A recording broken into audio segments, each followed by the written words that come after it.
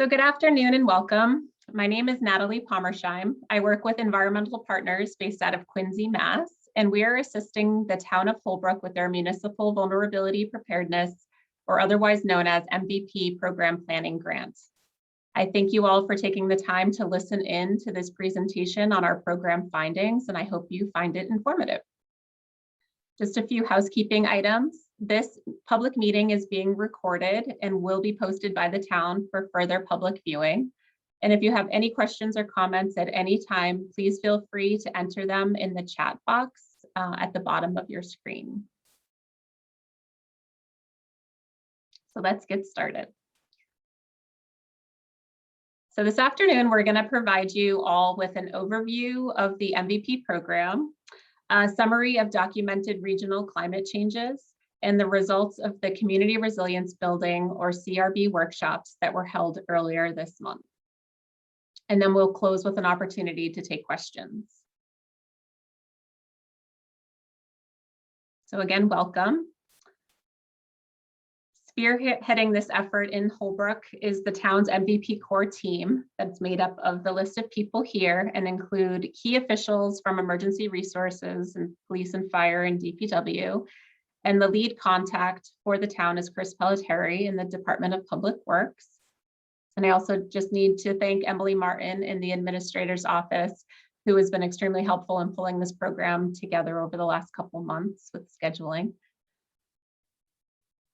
So the MVP program overview, just to provide a quick overview of the program, it is funded by the state of Massachusetts and it started back in 2017 to help municipalities with planning efforts to prepare for changing weather and increasing storm intensity. The program is really focused on state and local partnerships to building resilient communities and adapting to climate change. Over the last 4 years, the participation in the program has grown, with roughly 89% of municipalities across Massachusetts joining in the process. And this is all in an effort to be eligible for MVP Action Grant funds, which can provide grant money for projects ranging from $100,000 to $1 million annually. And as you can see, Holbrook, shown here in yellow, is one of the newer communities that's currently in the planning grant process, whereas the light blue communities have already received their MVP designation and are working to identify action grant projects. And then also shown in the blue, yellow, and green dots are the communities that are in different phases of the action grant process.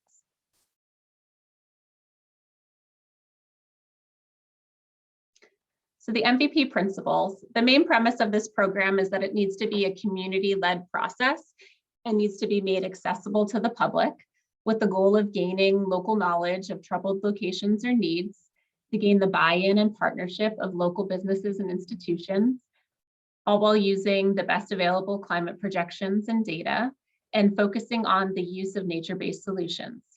And it also places an emphasis on environmental justice communities or socially vulnerable populations. So what is nature-based solutions?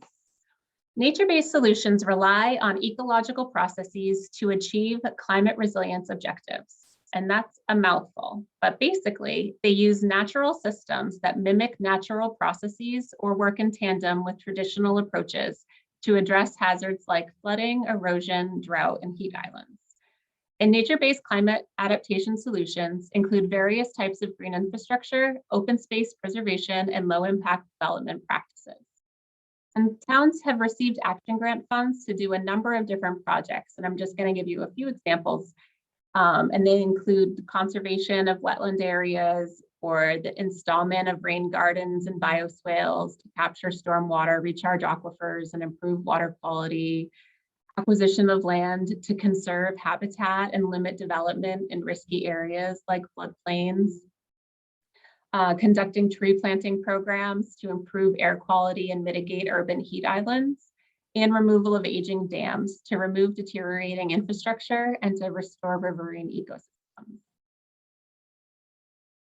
So the MVP process involves applying for a planning grant through the state, which Holbrook obtained in 2020 with the intent of holding a community resilience building or CRB workshop to work to define your local hazards, identify the existing vulnerabilities and strengths of your community, develop and prioritize actions to help the community adapt, identify opportunities to take action, and to conduct community engagement through listening sessions and sharing the findings of the CRB, which is the purpose of this meeting this afternoon.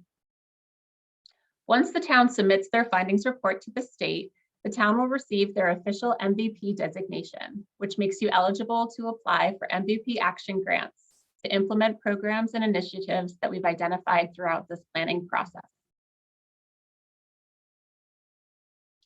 The regional climate discussion. Climate change can be perceived and approached in a number of different ways, but the key takeaway for the purpose of this process is that there are natural hazards that we've seen locally, and some examples of these include temperature changes, precipitation changes, and more intense storms.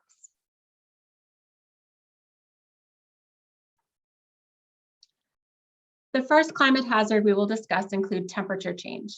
And an example of this is a heat wave. And heat waves are an increased number of days with temperatures above 90 degrees and can lead to heat-related illnesses and pose a threat to utilities with very high energy demands in the summer to keep up with the heat. And the figure on the right here is provided by the Northeast Climate Adaptation Science Center, and it shows that Massachusetts, even though we are a northern state, is really currently displaying temperatures of the New York City or northern Pennsylvania, New Jersey latitude. And if we don't do anything regarding our current emission standards, shown as the outline in red, by the next 20 years, it'll be like we're living in North Carolina. And by the end of the century, it'll be like we're on South Carolina's southern border. If we make changes to our emission standards, which is the state outline in yellow, we can stay a little bit closer to the Northeast region in regards to temperatures to be seen in the next generation. So some vulnerabilities the town faces here are energy supply issues.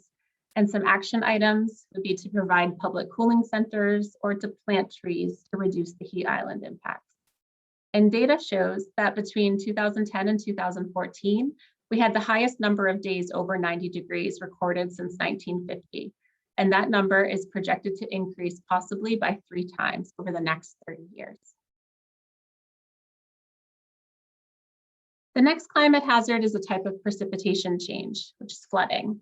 And since winters have been relatively mild in recent years, the most prevalent precipitation change we can all relate to would be the flash flooding in our region. And many predictions show that we'll see continued increases in precipitation events like this over the next 30 to 80 years.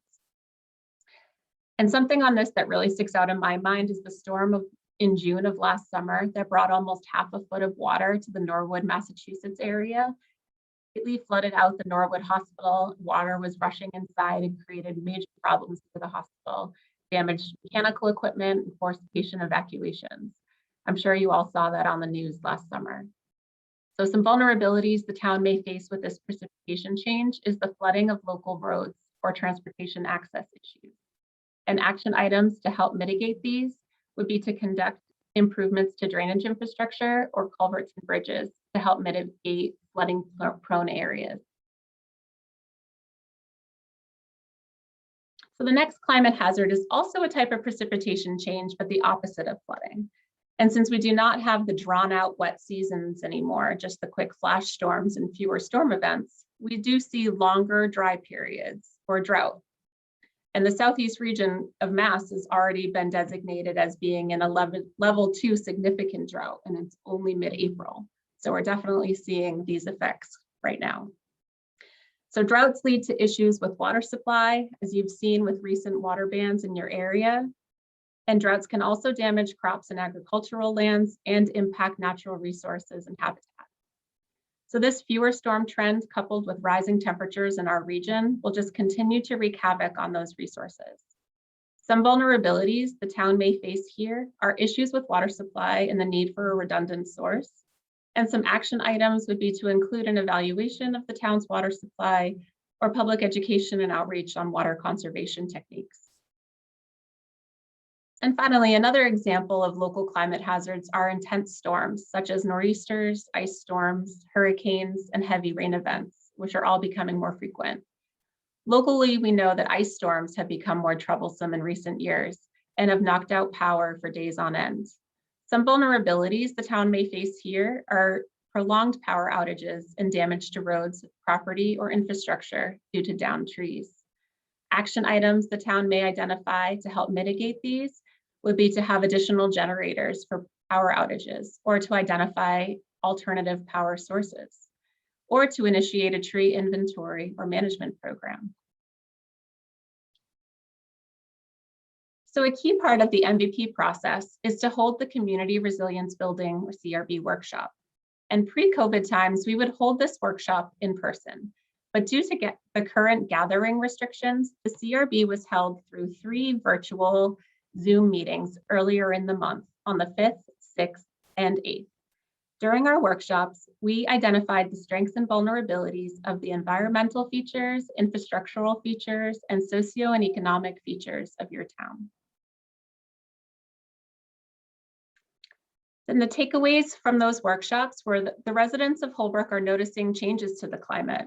And during our workshops, the participants raised their concerns about these impacts, specifically increasing frequency and intensity of storms, including heavy rain events in the recent periods of drought, and intense storms that have brought damaging high winds and downed trees.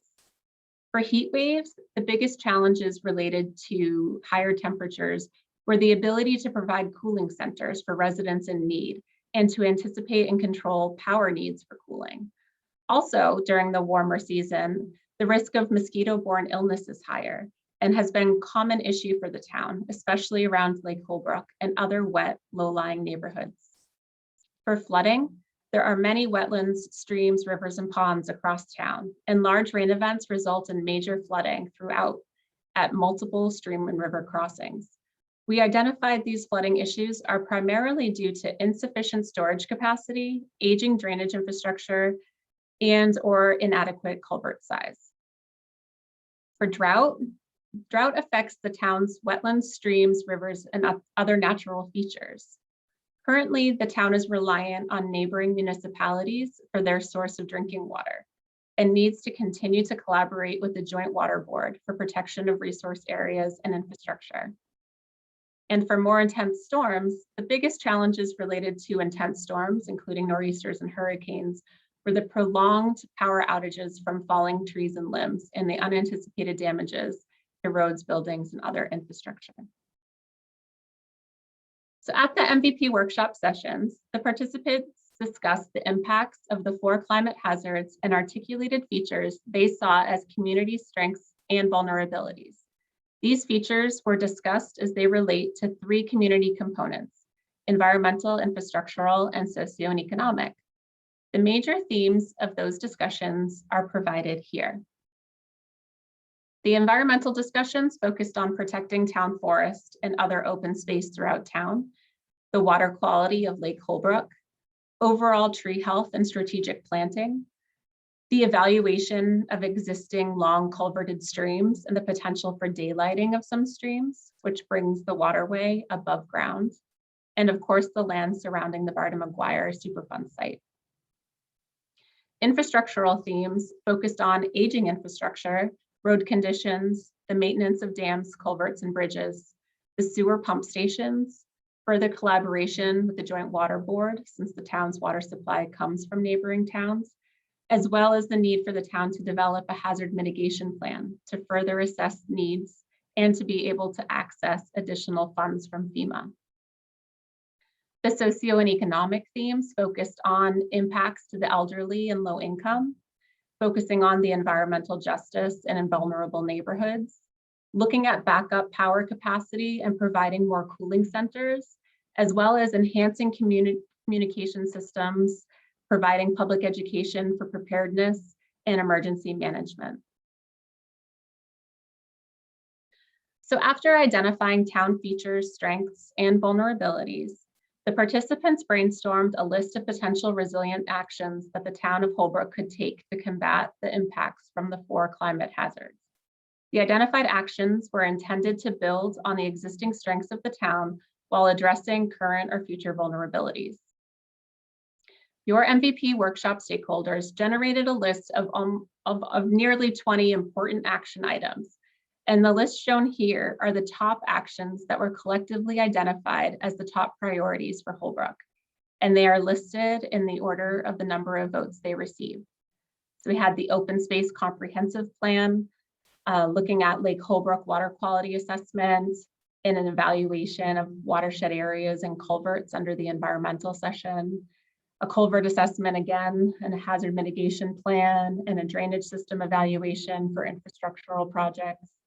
And under socio and economic, we talked about coordinating best practices amongst members to reduce risk and looking at faith-based organizations, churches, and other clubs, conducting an analysis of a regional shelter plan, providing education and resources to vulnerable neighborhoods, and then, of course, continuing emergency communication systems and increasing awareness of those.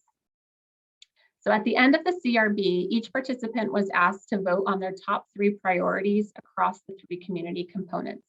Again, those were the environmental, infrastructural, and socio and economic components. And the projects that were on top are shown in bold here: the open space comprehensive plan, the hazard mitigation plan, and providing educational resources to vulnerable neighborhoods.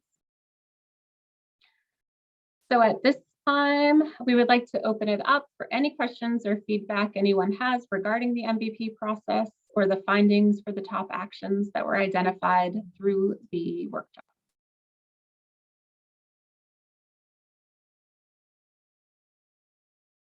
Please feel free to chime in or send a message through the chat feature. This is Allison Bowden. I'll jump in. Thanks, Natalie. Can you talk a little bit about how or which of the actions that were identified are eligible for MVP action grants, or if any? Yeah, I guess I'll start with that one. Okay, sure. Let me just back up a slide here. So I've definitely seen open space, comprehensive plans and master plan updates be granted funds in the past. The hazard mitigation plan would probably not be addressed through an action grant through the MVP program, but it could be something that the town looks to get funding from FEMA directly, excuse me. And then developing public education resources to the vulnerable neighborhoods. We could take a look at that. That might not be something that would be as attractive for an action grant, but we could definitely look at building an application for something like that, or for the town to complete on their own. But I think probably for out of the top 3 that are shown in bold here, the open space master plan update or the comprehensive plan, I've seen a few communities receive action grant funds for those.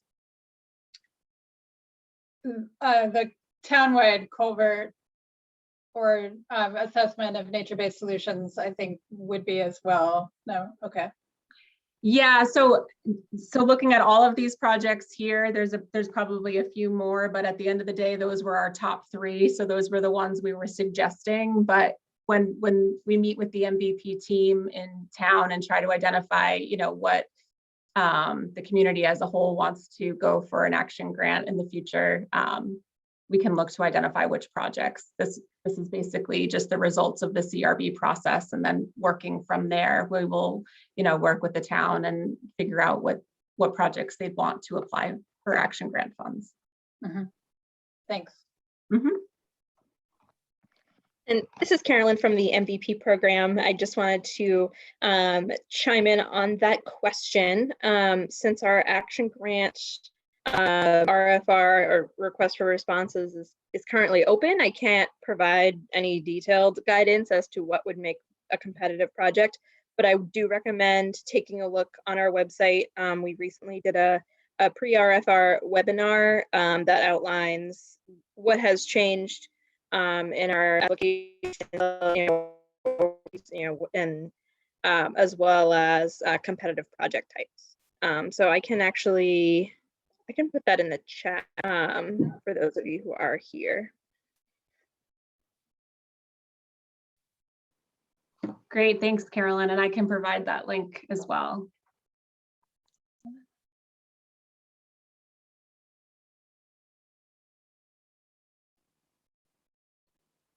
And there's a question in the chat from Patricia.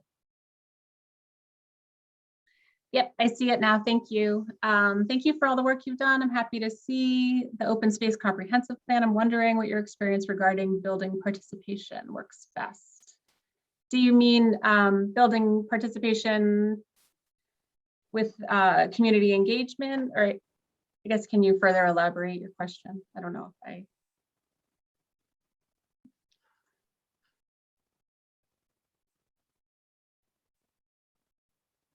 For the MVP process, just trying to get more community engagement. Okay. So we're working with, like I said, Emily Martin in the town administrator's office, and she's been trying to get stuff online on the town's website. We've also created a different website to host more information for this process. And we're trying our best to get that information out there. I know that HCAM was rolling some advertisements for this meeting, so I'm not sure if that's the best avenue, or we could provide more resources to existing community Facebook pages, and we're open to, you know, all ideas.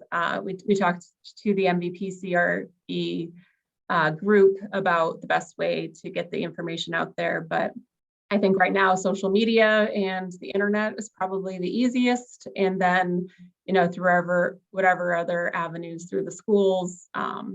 We can obviously talk about that for community engagement. I don't know if Carolyn has any insight on that, but we're definitely just trying to think of all of the different ideas and trying to get the information out as best we can.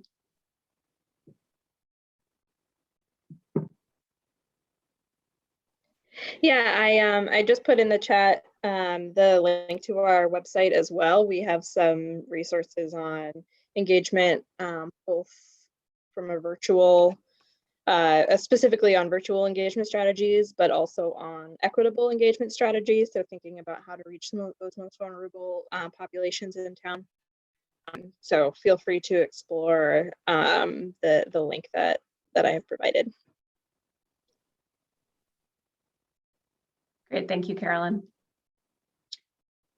So particularly for people who might be watching this later, what's the best way for someone who's watching this to engage, and by when do they need to do it?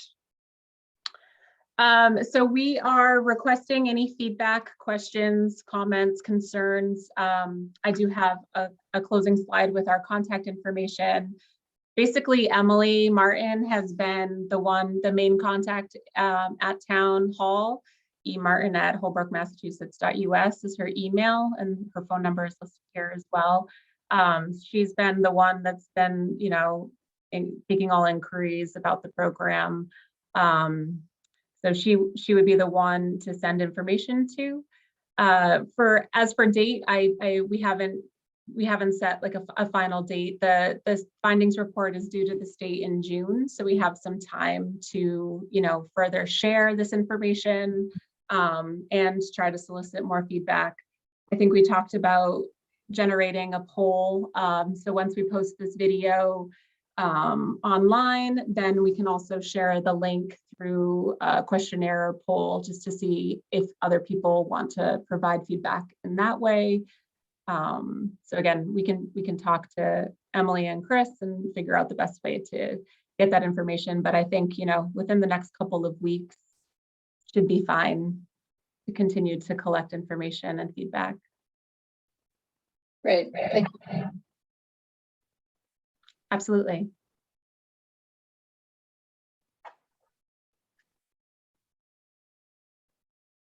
Just trying to look at a calendar. Yeah. I think by the first couple weeks of May we'll be fine, but I'll make sure to put a date on the post online so that we have it there.